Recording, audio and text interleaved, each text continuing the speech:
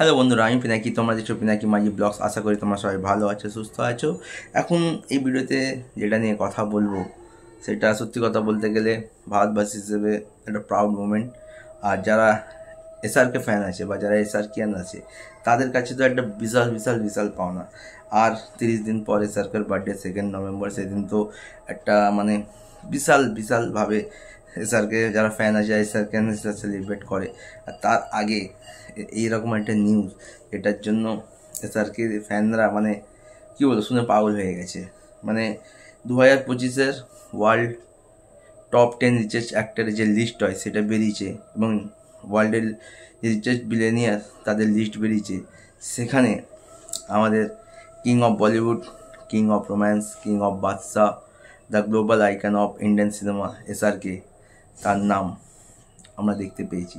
World যে top 10 richest actor আছে সেখানে নাম্বার 1-এ ইন্ডিয়ান ফ্ল্যাগ দেখতে পাচ্ছি এবং তার পাশে এসআরকে নাম দেখতে পাচ্ছি, শাহরুখ খান।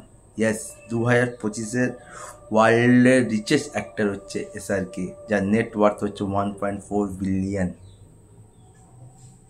1.4 বিলিয়ন মানে 12,000 কোটি সামথিং। দেখো 2023-এ সিঙ্গেল হিরো ইন্ডিয়ান সিনেমার যে 2700 কোটি টাকার বিজনেস করেছিল একটা বছরে, এখন অবধি কারণ নেই। জওয়ান, পাঠান, ডাঙ্কি মিলিয়ে 2700 কোটি টাকার বিজনেস করেছিল। তারপর 2024-এ কেকেআর চ্যাম্পিয়ন, তারপরে এত প্রোডাক্টের ব্র্যান্ড অ্যাম্বাসেডার, তা সত্ত্বেও এসআরকে নাম্বার 1 পজিশন হোল্ড করেনি, তখন ছিল নাম্বার 4। সেখানে এসআরকে নেটওয়ার্থ ছিল 8.29 মিলিয়ন সামথিং।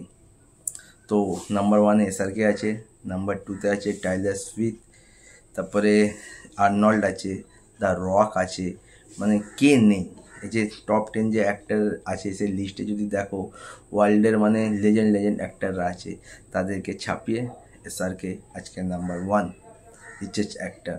মানে যারা এসআরকে নিয়ে ফাটে, যাদের এসআরকে যারা হেড করে, যাদের ফাটে, তাদের তো ভাই মলম লাগাতেই হবে। আর যারা এসআরকিয়ান আছে তাদের তো ব্যাপারই আলাদা। The king always king.